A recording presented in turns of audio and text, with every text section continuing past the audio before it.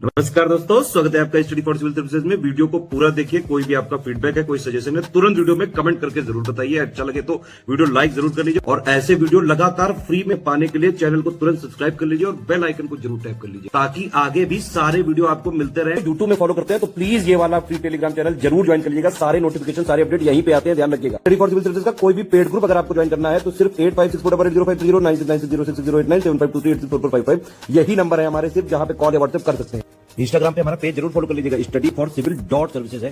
Twitter पे हमको जरूर फॉलो कर लीजिएगा, @studyforcivil। आज के इस वीडियो में हम अपनी मेंस आंसर राइटिंग प्रैक्टिस की सीरीज को कंटिन्यू रखते हुए मॉडर्न इंडियन हिस्ट्री का एक टॉपिक क्वेश्चन के फॉर्म में कवर करेंगे। तो हमारा क्वेश्चन कह रहा है, evaluate the revolutionary activities of the early 20th century in India. Bharat में 20वीं सदी की शुरुआत की क्रांतिकारी गतिविधियों का मूल्यांकन करें। तो हम बताएंगे कि the phase of revolutionary activities begin in 1907। The younger nationalists were not ready to let the Swadeshi and boycott movement frizzle out when the movement became leaderless. To express their patriotism, these younger elements found a new form of struggle and brought militant trends. 1907 के करीब क्या हुआ, जो 1905 में हमारा स्वदेशी आंदोलन शुरू हुआ था वो 1907 तक आते आते काफ़ी धीमा पड़ने लगा, क्योंकि ज़्यादातर नेताओं को या तो जेल भेज दिया गया या उन्होंने पॉलिटिक्स से रिटायरमेंट ले लिया। जैसे कि लाला लाजपत राय ने रिटायरमेंट ले लिया था और तिलक को जेल हो गई थी, तो मूवमेंट लीडरलेस हो गया था। लेकिन ये एक्सट्रीमिस्ट लीडर्स ने जो ये मूवमेंट शुरू करा था, स्वदेशी और बायकॉट का मूवमेंट, ये मूवमेंट बहुत हद तक यंग स्टूडेंट से, जो यंग पॉपुलेशन थी उससे जुड़ पाया। और ये यंग पॉपुलेशन में बहुत ज़्यादा जोश भर गया था। उस टाइम पे बहुत ज़्यादा नेशनलिज्म की भावना आ चुकी थी और वो हर हाल में अपने इस मूवमेंट को बरकरार रखना चाहते थे। वो नहीं चाहते थे कि किसी भी तरीके से जो स्वराज पाने का ये मूवमेंट है ये ख़त्म हो। कुछ रीजंस ये भी थे कि उस टाइम पे लोगों को ब्रिटिशर्स की असली नीयत का पता चल गया था कि वो किस तरीके से इंडिया को इकोनॉमिकली एक्सप्लॉइट कर रहे हैं। इसके साथ ही साथ उन्होंने देख लिया था कि किस तरीके से कर्जन ह्यूमिलिएट कर रहा है इंडियंस को। तो बहुत सारी ऐसे रीजंस बने और पिछले समय में जो मॉडरेट्स की नीतियाँ चली आ रही थी उन्होंने कुछ भी काम नहीं किया था। कॉन्स्टिट्यूशनल रिफॉर्म से इंडियंस को कोई भी फ़ायदा देखने को नहीं मिल रहा था। इस वजह से इंडियंस में ये भावना आ चुकी थी कि अब जो भी करना है वो एक्सट्रीमिस्ट मोड में ही करना है। तो एक्सट्रीमिस्ट लीडर्स इन युवाओं का नेतृत्व कर रहे थे। लेकिन जब ये मूवमेंट पूरा लीडरलेस बन गया, उस टाइम पे भी एक युवा नेता, जो युवा क्रांतिकारी थे, वो नहीं चाहते थे कि मूवमेंट फेड आउट करे, मूवमेंट ख़त्म हो। तो उन्होंने फिर इंडिविजुअल मूवमेंट करना शुरू कर दिया। खुद से ही इंडिविजुअल हीरोइक एक्शन करने उन्होंने शुरू कर दिए। तो अपनी देशभक्ति को व्यक्त करने के लिए इन युवा तत्वों ने संघर्ष का एक नया रूप खोजा और उग्रवादी रुझान लाए, यानी मिलिटेंट ट्रेंड्स आया, रिवॉल्यूशन आया एक। उसके बाद क्रांतिकारी संघर्ष का पहला चरण हमें 1907 से 1917 तक देखने को मिलता है और फिर 1917 के बाद हमें गांधीनियन फेज देखने को मिलता है। और क्रांतिकारी गतिविधियों के जन्म लेने के क्या क्या कारण थे हम समझेंगे। तो सबसे पहला कारण था बंगाल का विभाजन, और बंगाल के विभाजन की वजह से ही 1905 में एंटी पार्टीशन मूवमेंट और स्वदेशी और बायकॉट मूवमेंट शुरू हुआ था। और उसी में वुमेन ने और स्टूडेंट्स ने बड़ी संख्या में पार्ट लिया था और स्टूडेंट्स ही युवा जनता बनाते थे उस टाइम पे। उसके बाद चरमपंथी नेताओं द्वारा प्रकाशित साहित्य कृतियों ने और पत्रिकाओं ने ब्रिटिश साम्राज्य के प्रति घृणा को बढ़ावा देने का काम किया। तो तिलक उस टाइम पर काफ़ी पब्लिकेशन किया करते थे और तिलक के जो आर्टिकल्स होते थे, जो एडिटोरियल्स होते थे, वो बिल्कुल भी बिना डरे ब्रिटिश सरकार को क्रिटिसाइज़ किया करते थे, ब्रिटिश सरकार की पॉलिसीज़ को क्रिटिसाइज़ किया करते थे। और तिलक के आर्टिकल से ही प्रभावित होकर के 1897 में चापेकर ब्रदर्स ने, जो उस टाइम का प्लेग कमिश्नर था रैंड, उसका मर्डर कर दिया था।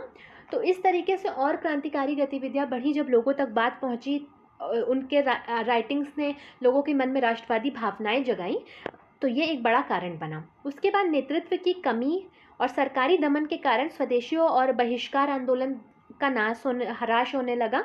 ये फेड आउट करने लगे मूवमेंट। तो मूवमेंट को जारी रखने के लिए भी युवा क्रांतिकारियों ने इंडिविजुअल मूवमेंट करने शुरू कर दिए। फिर क्रांतिकारी राष्ट्रवादियों का ये मानना था कि अब संवैधानिक साधनों से स्वशासन प्राप्त नहीं किया जा सकता है। तो 1885 से लेकर के 1905 तक के फेज़ में ये समझ में आ चुका था कि कोई भी कॉन्स्टिट्यूशनल रिफॉर्म अगर अंग्रेज़ लाएंगे तो वो इंडियंस के हित में नहीं होगा, वो अपनी ही चालें उसमें चलेंगे। तो ये समझ में आ चुका था इंडियंस को कि अब जो कुछ भी किया जा सकता है एक्सट्रीमिस्ट मोड में ही रह करके किया जा सकता है। और ये क्रांतिकारी राष्ट्रवादी रूसी निहिलवादियों से या फिर आयरिश राष्ट्रवादियों से प्रेरित हुआ करते थे और व्यक्तिगत वीर कार्यों के तरीकों का पालन किया करते थे। यानी कि ये रशियन निहिलिस्ट और आयरिश नेशनलिस्ट से इंस्पायर्ड थे और इन्होंने इंडिविजुअल हीरोइक एक्शंस का सहारा लिया। फिर उसके बाद हम समझेंगे कि कौन कौन सी गतिविधियां हुई, इन क्रांतिकारी गतिविधियों के अंदर कौन कौन से स्टेप्स लिए गए। लेकिन उससे पहले मैं आपको इन्फॉर्मेशन देना चाहती हूँ कि स्टडी फॉर सिविल सर्विसेज के पेड ग्रुप्स स्टार्ट हैं। आप नीचे दिए गए नंबर्स पे कांटेक्ट करके इन पेड ग्रुप्स को ज्वाइन कर सकते हैं। यहाँ पे आपको 1-to-1 गाइडेंस मिलेगी, आपको सारा स्टडी मटेरियल प्रोवाइड किया जाएगा, मेंस आंसर राइटिंग प्रैक्टिस कराई जाएगी, आंसर्स आपके रिव्यू भी किए जाएंगे, आपकी प्रिपरेशन बहुत स्ट्रांग हो जाएगी। नीचे दिए गए नंबर्स पर कॉन्टैक्ट करें और ग्रुप्स को ज़रूर ज्वाइन करें। तो चलिए अब हम समझते हैं कि क्रांतिकारी गतिविधियां जो हुई उनके अंदर कौन कौन से स्टेप्स लिए गए। तो सबसे पहला स्टेप था भारत के विभिन्न हिस्सों में और दुनिया के बहुत सारे हिस्सों में कुछ सीक्रेट सोसाइटीज़, गुप्त समाज स्थापित किए गए अंदर अंदर एक्टिविटीज़ करने के लिए। उनमें से कुछ एग्जाम्पल्स हैं। अनुशीलन समिति कलकत्ता में, जिसे सतीश चंद्र बसु द्वारा स्थापित किया गया था। वासुदेव बलवंत फाड़के ने महाराष्ट्र में रामोसी किसान विद्रोह का आयोजन किया। वीडी सावरकर ने महाराष्ट्र में मित्र मेला आयोजित किया। पंजाब में अंजुमन ए मोहसिबन ए वतन इस्टेब्लिश किया गया अजीत सिंह द्वारा। श्यामजी कृष्ण वर्मा द्वारा लंदन में इंडियन हाउस इस्टेब्लिश किया गया। मैडम भीखाजी कामा ने जर्मनी में एक क्रांतिकारी के रूप में काम किया, वहाँ पे भारत का ध्वज फहराया। गदर पार्टी की स्थापना हुई सैन फ्रांसिस्को में लाला हरदयाल द्वारा। भारतीय स्वतंत्रता के लिए बर्लिन समिति की स्थापना की गई वीरेंद्र नाथ चट्टोपाध्याय और बिन्नाश चंद्र भट्टाचार्य द्वारा। इसके अलावा और दूसरे स्टेप जो लिए गए थे वो थे क्रांतिकारी गतिविधियों को गति देने के लिए साहित्यिक रचनाएं प्रकाशित करी जाती थी, जिससे कि लोगों के मन में पेट्रियोटिज्म की भावना जागे। उन्हें पढ़ करके ब्रिटिश सरकार क्या क्या कर रही है, कौन कौन सा मिसमैनेजमेंट हो रहा है, ये सब लोगों को पता चल सके।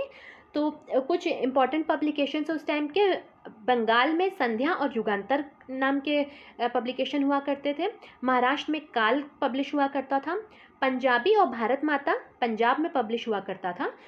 और लंदन में इंडियन सोशलॉजिस्ट पब्लिश हुआ करता था। तो जो ये श्यामजी कृष्ण वर्मा की जो एसोसिएशन थी उसी ने इंडियन सोशलॉजिस्ट निकाला था। और सैन फ्रांसिस्को में गदर पब्लिश हुआ करता था।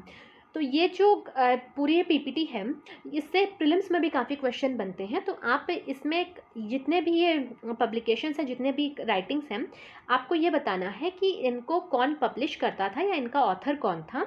आप नीचे कमेंट सेक्शन में मेंशन करके बताइएगा और इनका ईयर ऑफ पब्लिकेशन भी आपको बताना है। अभी जस्ट प्रीलिम्स निकला है, आपने पढ़ा होगा तो श्योर आपको याद होगा, तो नीचे कमेंट सेक्शन में ज़रूर बताइएगा। इसके बाद क्रांतिकारी गतिविधियों में धन जुटाने के लिए अधिकारियों की हत्या की जाती थी और डकैती भी की जाती थी। देखिए यहाँ पे थोड़ा सा ये गलत हो गया है।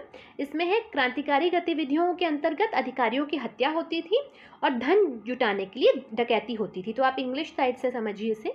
The revolutionary activities also included assassinations of officers and dacoities for raising funds etcetera. तो दो अलग अलग गतिविधियाँ थी, यानी कि मर्डर किया जाता था, बहुत सारे ऑफिसर्स के मर्डर होते थे, साथ ही साथ बहुत सारी डकैती की घटनाएं भी होती थी, क्योंकि क्रांतिकारियों को अपने जो भी आर्म्स लेने होते थे, जो भी इक्विपमेंट लेने होते थे, उनके लिए फंड जुटाना पड़ता था। तो उसके लिए वो सरकारी खजाने में डकैती किया करते थे। और इनके सबसे बढ़िया एग्जाम्पल हमें देखने को मिलता है, जैसे चापेकर बंधुओं ने प्लेग कमिश्नर रैंड की हत्या करी थी, जिसे हमने पिछली पीपीटी में डिस्कस किया। फिर प्रफुल्ल चाकी और खुदीराम बोस ने मजिस्ट्रेट किंग्सफोर्ड को मारने की कोशिश करी थी, लेकिन गलती से इन्होंने कुछ इंग्लिश लेडीज़ को मार दिया था। तो इस वजह से प्रफुल्ल चाकी तो भाग निकले थे और खुदीराम बोस ने आत्महत्या कर ली थी। फिर अरबिंदो घोष और बरिंद्र कुमार घोष द्वारा अरिपुर की साजिश की गई थी। यहाँ पर भी एक ऑफिसर को मारने की इन्होंने कोशिश करी थी। सचिंद्र सान्याल और रास बिहारी बोस द्वारा दिल्ली कॉन्स्पिरेसी हुई थी। यहाँ पे इन्होंने डफरिन को मारने की कोशिश करी थी, डफरिन पर बम फेंक करके। और डेक्कन अनुशीलन समिति द्वारा बर्रा में लूट करी गई थी। तो आपको ये बताना है कि डफरिन नहीं, हार्डिंग को मारने की कोशिश करी थी दिल्ली कॉन्स्पिरेसी में। और हार्डिंग किस टाइम पर इंडिया का गवर्नर जनरल या वायसरॉय रहा था, आपको कमेंट सेक्शन में बताना है। और उसके टाइम पीरियड में एक बहुत इंपॉर्टेंट एक्टिविटी हुई थी जो कि हम पिछले वीडियो में समझ चुके हैं, और वो बंगाल विभाजन से ही रिलेटेड एक्टिविटी थी। तो क्या हुआ था उस टाइम पे, ये भी आपको कमेंट सेक्शन में बताना है। इसके बाद हम आंसर को कंक्लूड करेंगे ये बताते हुए कि प्रारंभिक वर्षों में क्रांतिकारी गतिविधियां अपनी उच्च गति पर थीं, लेकिन प्रथम विश्व युद्ध की समाप्ति के बाद और नेताओं के जेल से रिहा होने के बाद आंदोलन धीमा हो गया और गांधी जी के आगमन के साथ साथ गांधीवादी राष्ट्रवाद का युग शुरू हो गया। तो 1917 तक हमने समझा कि ये एक्टिविटीज़ काफ़ी पीक पर अपने रही थी, लेकिन फिर जब पहला विश्व युद्ध ख़त्म होता है और बहुत सारे नेता अपना जो जेल का टर्म है वो पूरा करके बाहर आ जाते हैं, तो एक तरीके से ये मूवमेंट धीमा पड़ जाता है, जो इंडिविजुअल एक्टिविटीज़ होती हैं धीमी पड़ जाती हैं। रिवॉल्यूशनरी एक्टिविटीज़ का फिर दौर खत्म हो जाता है और फिर गांधीवादी युग आता है। लेकिन अभी नॉन कॉपरेशन मूवमेंट के टाइम पे हमें थोड़ी सी इंडिविजुअल एक्टिविटी देखने को मिलेगी। फिर उसके बाद हमें काकोरी कॉन्स्पिरेसी देखने को मिलेगी, और उसके अलावा हमें देखने को मिलेगा चौरी चौरा कांड। तो ये सारे हमें देखने को मिलेंगी कुछ एक्टिविटीज़ 1930s के करीब तक। फिर उसके बाद सुभाष चंद्र बोस आ जाएंगे। तो अभी हमें थोड़ी सी और इस तरीके की एक्टिविटीज़ देखने को मिलेंगी, पर कुछ टाइम पीरियड के लिए। अब इसके बाद हमें गांधीवादी राष्ट्रवाद देखने को मिलेगा। तो इसी के साथ हमारा ये टॉपिक ख़त्म होता है। अगले वीडियो में हम अगले टॉपिक को क्वेश्चन के फॉर्म में कवर करेंगे। तो बने रहिएगा चैनल के साथ। मिलते हैं नेक्स्ट वीडियो में। Thank you for watching.